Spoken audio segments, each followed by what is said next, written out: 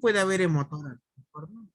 Lo que quiero que vean ustedes es que en medicina no todo es como en las ciencias exactas, ¿no?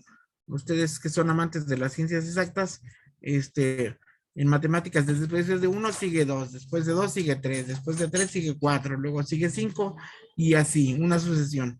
Esa es la sucesión simple, puede haber sucesión binaria, pero la sucesión siempre es así, una regla. En medicina no hay una regla, ¿de acuerdo?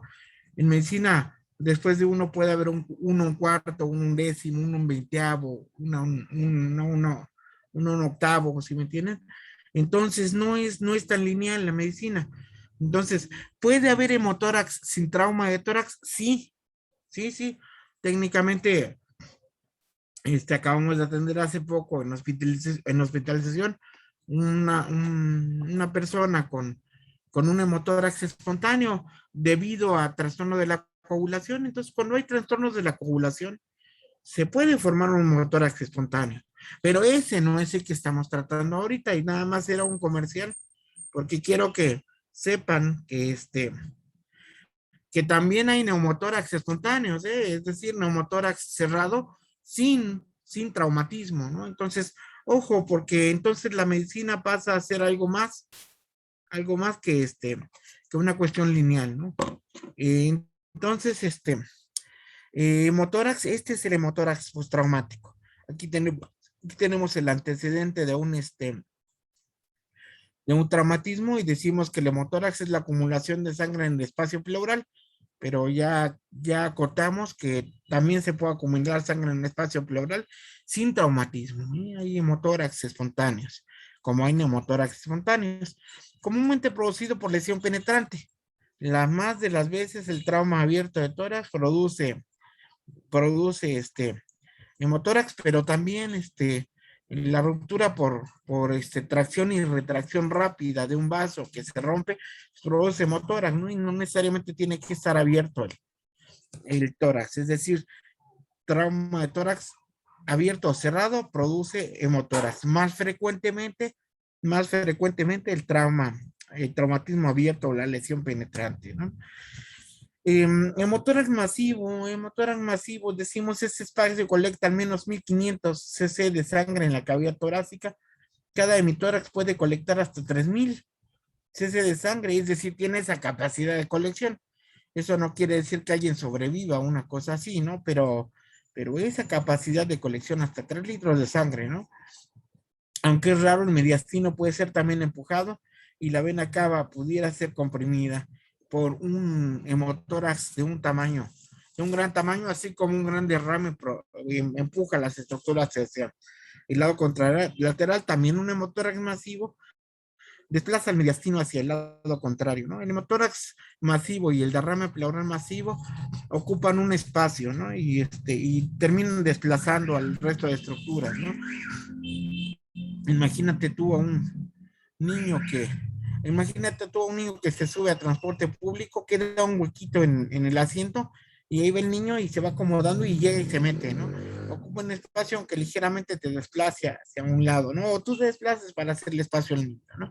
Bueno, pues estas lesiones, desplazan el mediastino, ¿de acuerdo? Entonces, ¿qué hay en relación al hemotórax masivo? El hemotórax masivo es una urgencia médica sentida, real, no sentida, perdón, real, no es una urgencia médica sentida, es una urgencia médica real e implica el estatus de peligro, la vida en peligro, la vida del paciente en peligro, ¿de acuerdo? La vida de la persona en peligro. Entonces, si decimos que urgencia es todo aquel evento que pone en riesgo un segmento del cuerpo, un órgano, ajá. Bueno, cuando se pone en riesgo la vida, entonces es una urgencia verdadera, real e importante, ¿no? El hemotórax masivo es eso, el masivo es una urgencia real, ¿no?, que pone en riesgo la vida de la persona. Estos son, sí, algunos de los signos y síntomas. Es muy importante, muy importante que que los ubiques, no en este orden, sino en el orden que aparezcan, ¿eh? Puede aparecer que no haya ruidos respiratorios, es decir, un traumatismo de gran importancia, no hay ruidos respiratorios del lado izquierdo del tórax, eh, hay taquipnea y al final puede aparecer confusión o ansiedad o confusión, ¿no? Alteraciones del estado de alerta. No necesariamente este es un orden no es un orden en el que se presentan los signos y los síntomas. Ajá.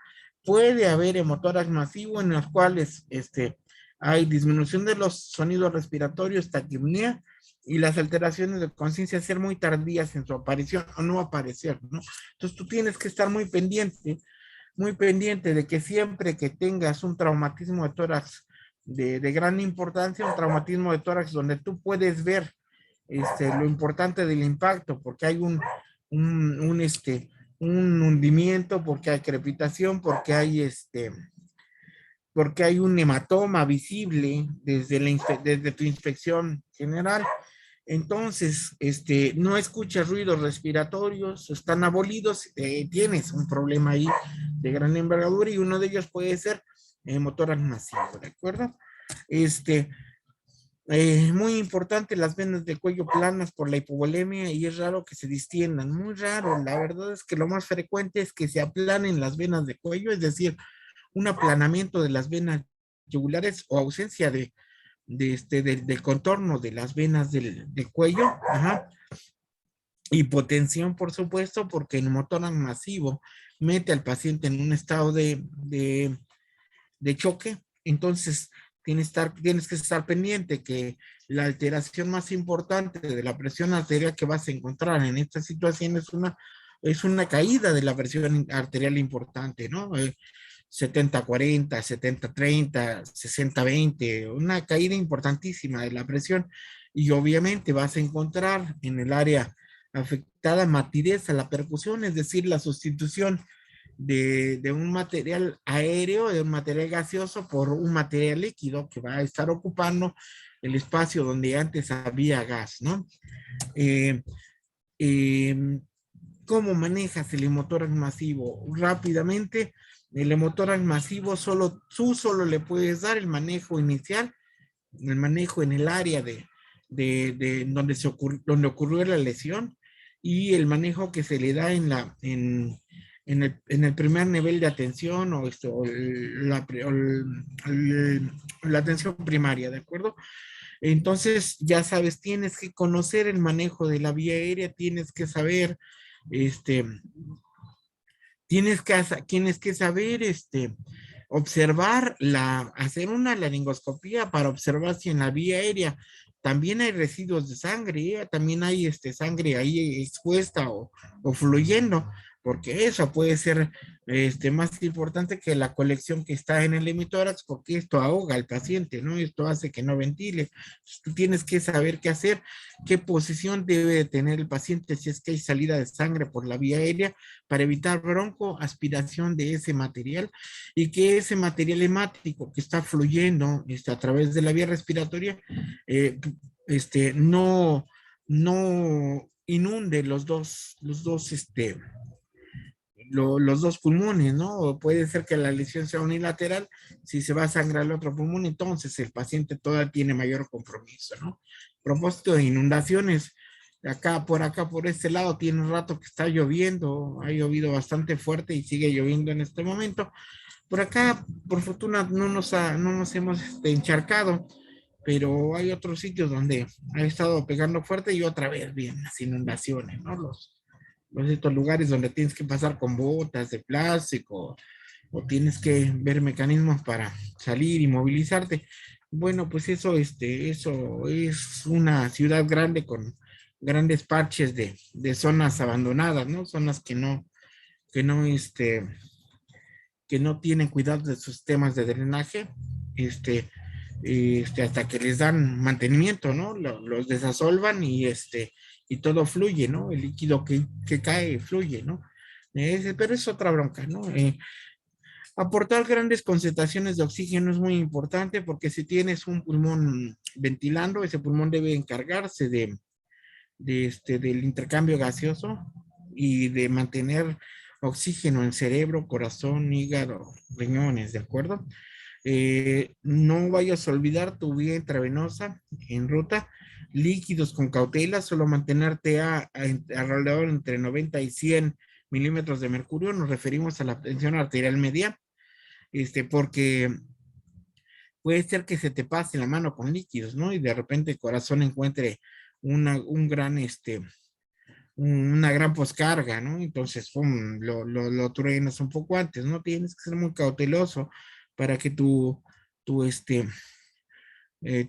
objetivo o tu meta hemodinámica sea solo mantener una presión entre 90 y 100 milímetros de mercurio en relación a la presión media, y que esto le permita llegar a tu paciente a un hospital donde pueda hacer,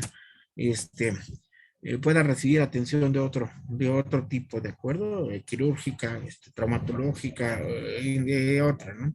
4, transporte rápido a centro hospitalario, hemotórax masivo, hemotórax masivo, unos minutos para llegar a un hospital, ¿no? Unos minutos para llegar a un hospital.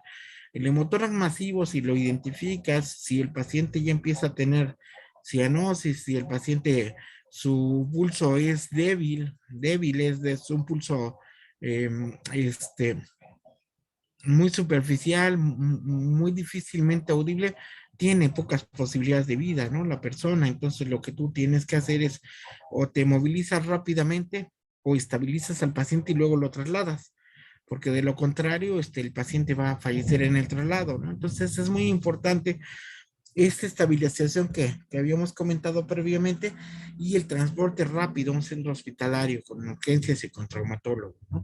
Notificar a control médico, es decir, ubicar el centro donde puede llegar el paciente lo más rápido posible y que lo estén esperando, ¿no? Por supuesto, que lo estén esperando. Entonces, tengo un hemotórax masivo de izquierdo a derecho, traumatismo por caída de motocicleta, eh, este, el mecanismo por contusión con el volante de un automóvil, o bien una persona que participa en un accidente como peatón y desarrollado, ¿no? Todo eso tienes que ir ubicando, tienes que hacer tus notificaciones, y y y obviamente, aparte de la cuestión del hemotórax, estar verificando que no se desarrolle un elemento de hemoneumotórax, atención, ¿no? Porque acuérdate que dijimos que aplasta el corazón y esta situación disminuye la función cardíaca, ¿no? El corazón se ve deprimido no solamente cuando pierdes a la persona que quieres, ¿no? También se puede deprimir por un traumatismo severo, ¿no? Por un proceso infeccioso, por un choque de otro tipo, ¿no? El corazón tiende a fallar con harta frecuencia desde varios ángulos o puntos de vista que lo veas, ¿no? Por eso los cardiólogos presumen de algo que difícilmente a veces ellos mismos pueden trabajar, ¿no? Solamente en hospitales de tercer nivel tenemos, por ejemplo, solo en un hospital de tercer nivel se tiene balón de contrapulsación, ¿no? Pues no en todos lados manejan balones de contrapulsación, entonces es difícil que se maneje choque cardiogénico en cualquier lado, ¿no? Habitualmente el paciente con choque cardiogénico en primer nivel, segundo nivel fallece, ¿no? Y si un choque cardiogénico va precedido de un choque hipovolémico, bueno, pues el paciente tiene muy sombrío pronóstico, muy malo pronóstico, ¿no? Entonces, pero de todo esto, tú estás pendiente porque tú estás pendiente de que el paciente llegue a un sitio donde le van a atender un centro hospitalario, tú haces tu reporte, entregas al paciente y bueno, tú has hecho lo que te correspondía hacer, ¿de acuerdo? Otras personas ya le entrarán a la cuestión quirúrgica de urgencias, a la cuestión de estabilización hemodinámica en urgencias también, y es otra bronca. Estamos hablando de la atención prehospitalaria, ¿no? Que espero que te sea de utilidad y que es muy importante, la verdad, ¿no? Estos son los signos, o primer síntoma presente en el neumotórax. Y en el neumotórax, el primer síntoma presente antes del choque es disnea. Ajá. Este, en el hemotórax, es shock antes de la disnea. Ajá. Es decir, el paciente primero manifiesta disnea neumotórax. El paciente primero ves que tiene hipotensión, ausencia de ruidos, este, pulso superficial, entonces tiene un choque y luego después va a percibir disminuida, ¿no? Venas de cuello usualmente distendidas, usualmente planas en el neumotórax, ¿no? Usualmente el neumotórax, sobre todo, el neumotórax, atención, usualmente las que hay ingurgitación yugular es la contraparte en el neumotórax, las venas están aplanadas, se ha perdido volumen, hay choque hipovolímico, bueno, pues entonces tienes un problema, pero bastante mayúsculo con el hemotórax, más que con el hemotórax, atención, mucho más, mucho más. Sonidos respiratorios disminuidos o ausentes en el lado afectado, disminuidos o ausentes en el lado afectado en los dos casos, en hemotórax y en hemotórax. ¿Qué haces ahí, cabrón? Ya te voy a abrir en un rato. Es mi perro que quiere que lo deje entrar y no lo voy a dejar entrar hasta un poco más tarde porque es muy latoso. Este, eh, Percusión, a la percusión vas a encontrar hiperresonancia o sonido hiperclaro pulmonar a la percusión en el neumotórax, pero en el neumotórax vas a encontrar matidez, ¿no? Entonces, ¿qué encuentras en el neumotórax? Un tambor, ¿de acuerdo? Un tambor con un sonido bastante audible y alto. ¿Qué encuentras en el hemotórax? Un sonido mate completamente, ¿no? Un sonido apagado, un sonido tenue y poco resonante, ¿no? Entonces, estas son algunas de las diferencias entre neumotórax y hemotórax, porque acuérdate que tenemos una situación de pronóstico y tenemos que informarle a veces al paciente de lo que tiene cuando se encuentra en condiciones de ser informado y y en ocasiones a su familia cuando llega rápidamente o está en el sitio de la lesión como en los accidentes automovilísticos familiares, ¿no? Una persona tiene lesión grave, otros salen sin un rasguño, bueno, pues tienes que informarles que su paciente tiene una situación de este tipo cuando tú lo identificas gracias a este cuadrito que te estoy mostrando, ¿no? Eh, eh, Desviación de la tráquea en el neumotórax es un signo raro y además es tardío. En el hemotórax usualmente no se presenta. Es decir, el neumotórax no desplaza la tráquea hacia el lado contralateral, aunque sí desplaza otras estructuras del mediastino, ¿de acuerdo? Eh, entonces, eso es en relación a hemotórax. Pasamos de ver tórax inestable, sin una lesión definida, luego vimos neumotórax cerrado, luego neumotórax abierto, neumotórax a tensión. Hemos hablado de hemotórax, es decir, de la colección de sangre en el espacio pleural, pero ahora vamos a encontrar una lesión también muy grave, pero un poco más complicada de diagnosticar. Esto es un poco más difícil de diagnosticar.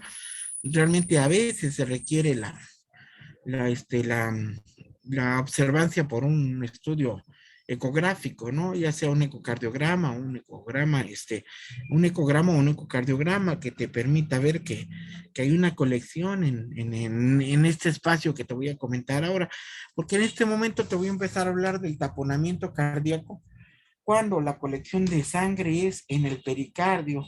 ¿Ah? Cuando la colección de sangre es en el pericardio, entonces tenemos un hemopericardio. ¿Ah? Ajá, es un hemopericardio y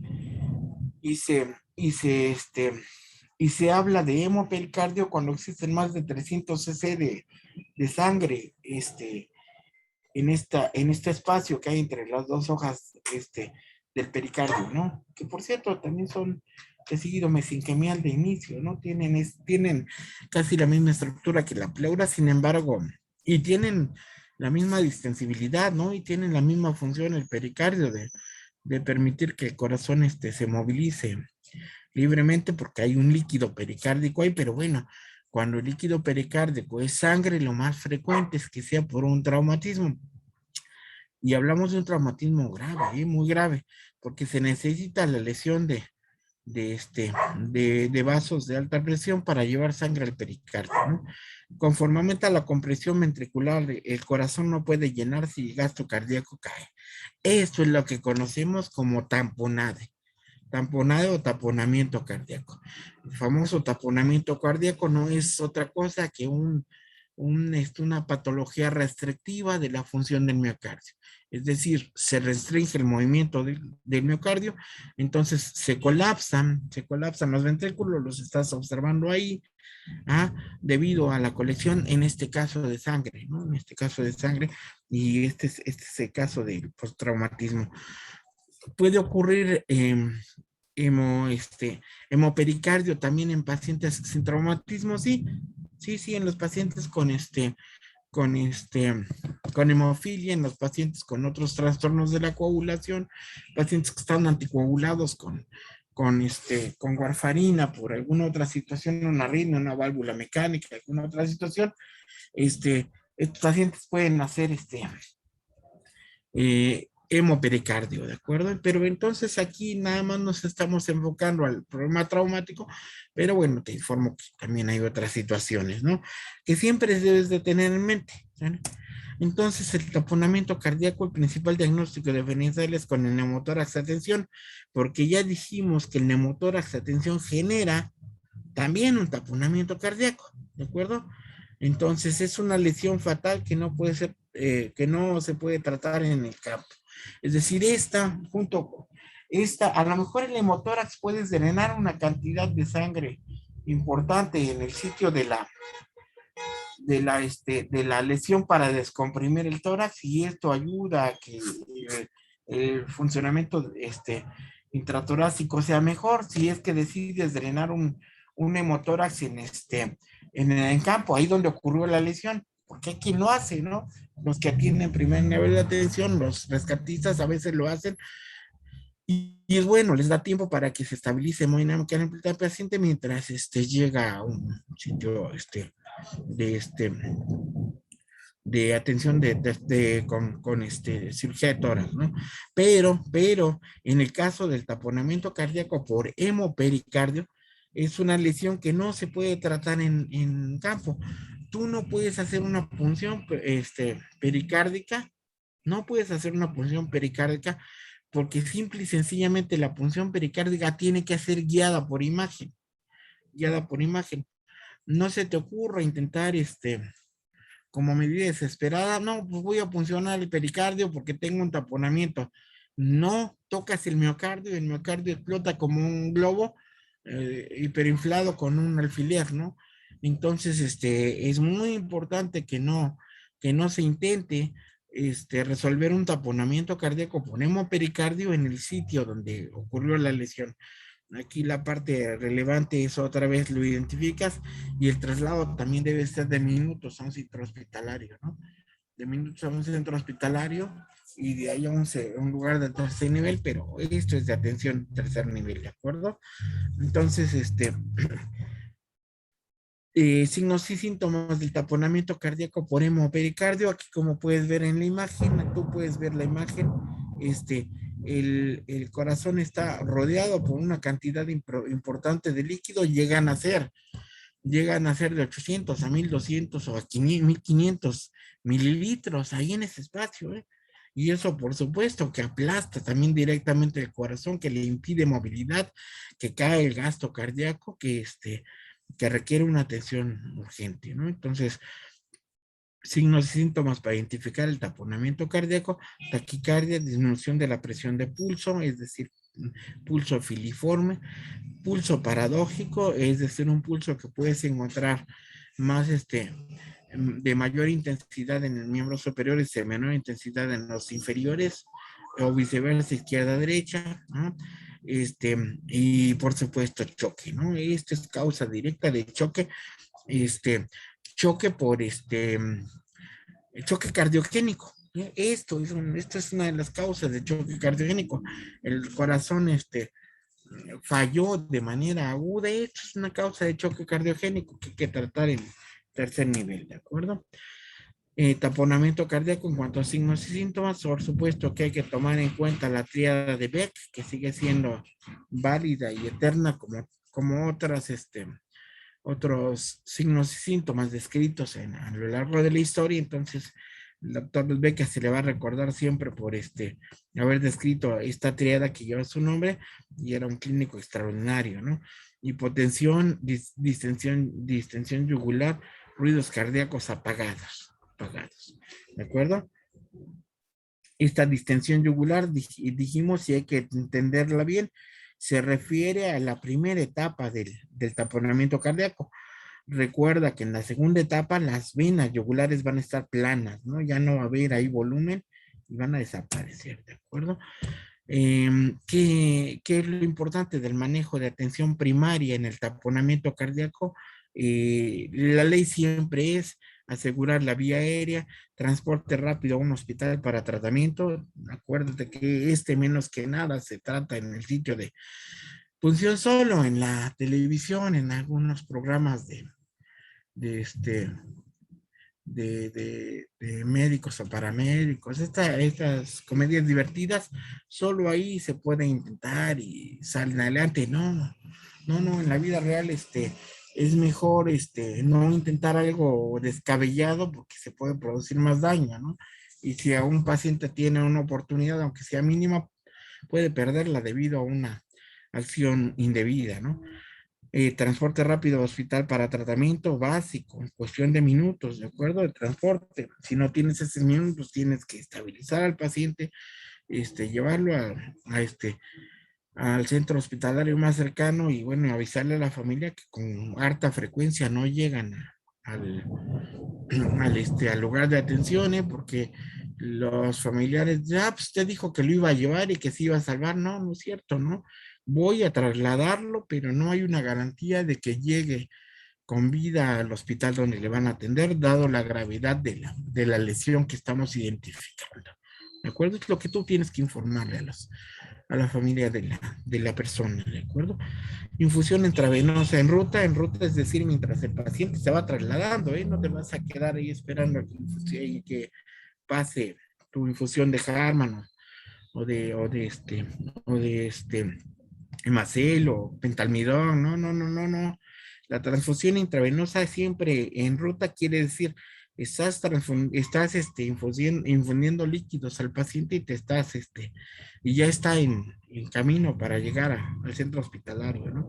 Tu notificación a control médico debe de llevar perfectamente claro los síntomas, los signos y síntomas que tú detectaste, ser claro si es TADB completa o no, ser claro si el traumatismo fue directo en área cardíaca, ser claro si tienes seguridad del diagnóstico de taponamiento, ¿de acuerdo?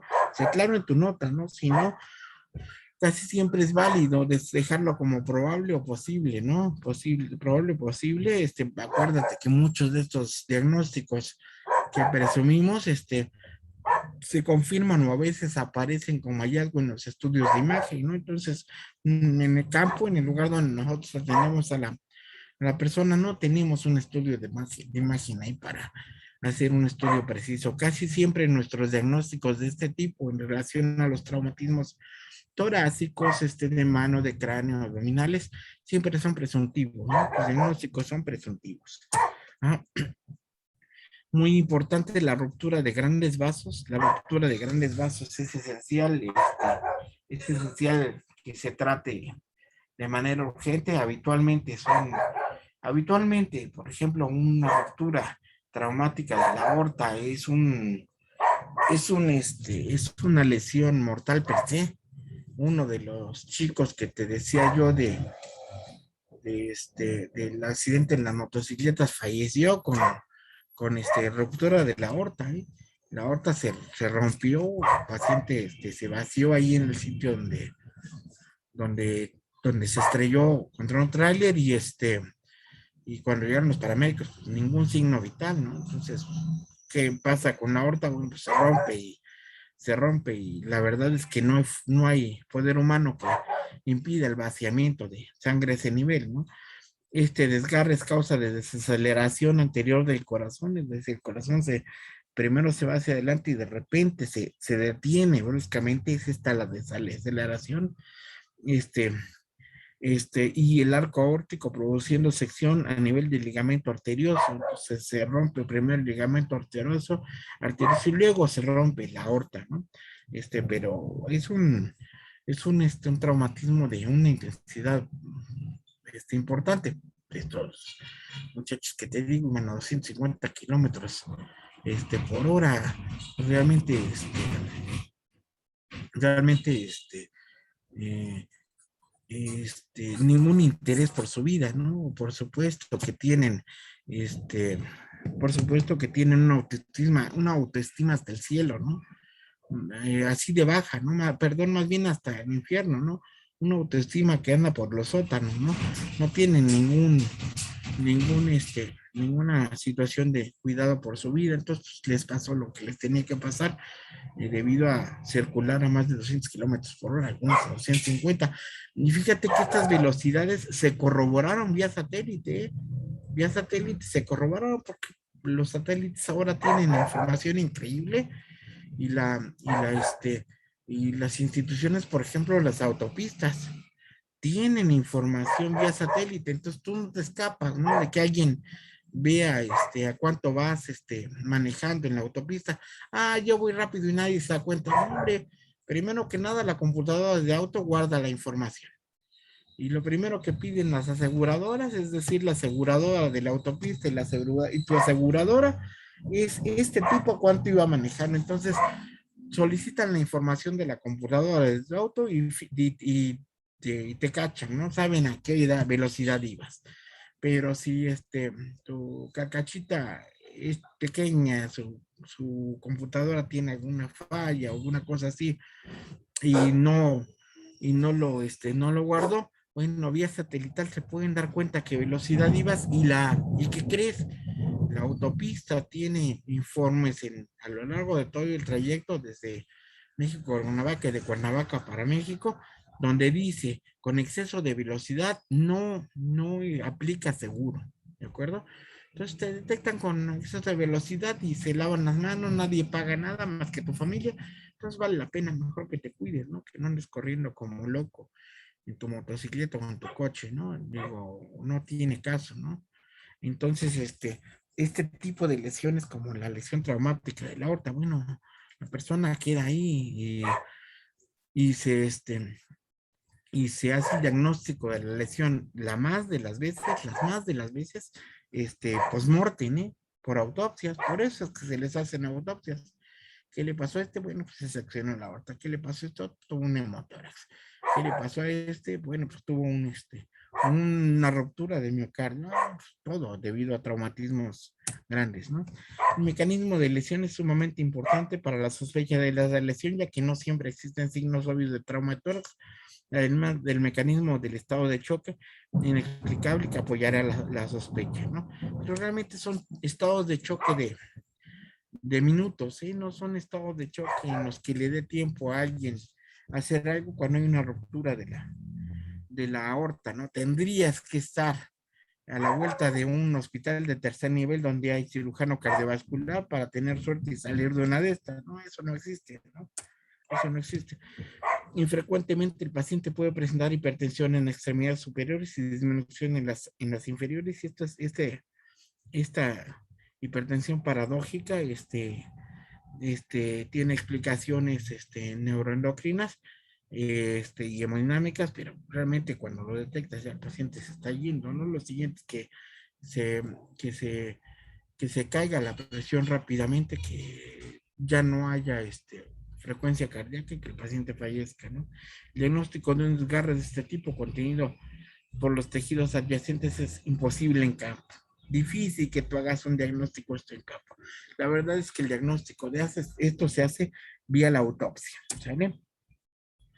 Manejo del desgarre aórtico. Pues, si vas a intentar controlar la vía aérea, vas a oxigenar al paciente, vas a trasladarlo a un hospital y vas a obtener una línea venosa, vas a notificar a tu control médico de la sospecha, pero no son de los pacientes que llegan con vida a los hospitales, ¿no? Habitualmente llegan ya sin signos o fallecen unos minutos después, es que tuvieron suerte de llegar rápido, ¿no? Pero estas son las lesiones per se mortales, ¿no?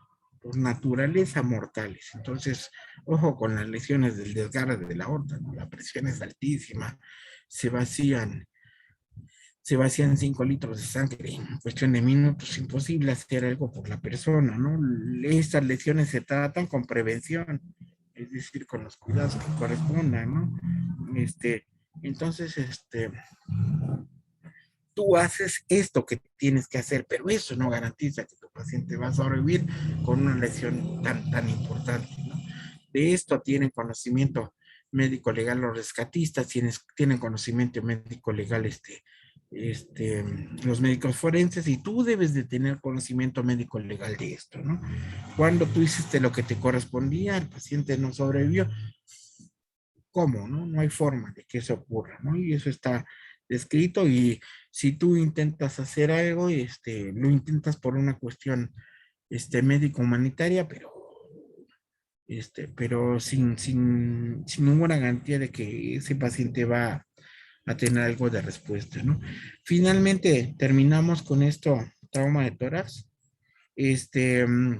Mañana es jueves, mañana tenemos otro tema de inicio, eh, pero el viernes ya les espero para el primer grupo que llega a, a visita clínica al hospital. Son dos personas que llegan, su estetoscopio, su bata blanca nada más, bueno, sobre todo su disposición para con el contacto con los pacientes, ¿no? Que es la parte importante de todo esto, ¿no? Eh, nos vemos el día de mañana, que descanse. ¿Tienen alguna pregunta, perdón? Yo tengo una pregunta, doctor, Adelante. respecto, ayer en el tema de tórax inestable, en el Ujú. manejo, nos había dicho que era la administración de oxígeno. ¿Hay algún momento en el que se valore si se requiere intubación orotraqueal? Sí, de hecho, es muy importante, pero en tórax inestable, como la lesión es unilateral, la intubación a veces tiene que ser selectiva del pulmón sano. El pulmón afectado habitualmente no se intuba y no se ventila hasta que no se verifica la integridad del mismo, ¿no? Imagínate que un pulmón tiene una laceración importante y le metes gas. Bueno, pues nada más lo terminas de desgarrar, ¿no? La verdad es que la intubación en el tórax inestable, cuando tú ves lesión de un hemetórax importante con movimiento paradójico en su baja, lo correcto es no intentar intubar al paciente, ¿no? No intentarlo. En estos pacientes en los que hay un hemotórax, hay una caída de la presión, hay un choque, hay un tamponade, una ruptura de un gran vaso, sí hay que intubarlo, ¿no? Habitualmente el paciente está inconsciente y la intubación es protección de la vía aérea de broncoaspiraciones y a veces de material hemático, ¿no? Entonces ahí sí valoras e intubas, y es válido porque pues estás haciendo procedimientos este, heroicos para retener una vida, ¿no? Pero por ejemplo en el tórax inestable la intubación no está descrita de entrada. La única intubación probable en neumotórax inestable es si tú identificas que la lesión es izquierda, porque si tú identificas que la lesión es izquierda, introduces tu tubo más allá de 26, 28 centímetros de la a la arcada dentaria, y el tubo se va selectivamente al pulmón derecho, ¿de acuerdo? Pero esa sería la única indicación. Entonces, tú empiezas a ventilar el pulmón sano, el pulmón, cuando la lesión es en el pulmón izquierdo, se queda en reposo, y se evita mayor daño antes de llegar al hospital, identificar y pasar a la siguiente etapa, que habitualmente es quirúrgica, ¿no? Entonces, sí es muy importante tu pregunta, porque la intubación no es de entrada en tórax inestable, es proporcionar oxígeno por una vía no invasiva, pero si tienes que intubar, solamente lo decides si tu lesión está identificada del lado izquierdo, ¿no? Si tu lesión es del lado derecho, no, porque habitualmente a ciegas no podemos intubar selectivo izquierdo, ¿de acuerdo? Para intubar de manera selectiva el pulmón izquierdo tenemos que utilizar broncoscopio, y eso pues solo dentro de los hospitales, ¿no? ¿Sale? De acuerdo, muchas gracias. No, ¿de qué? Para servirles. ¿Alguna otra pregunta?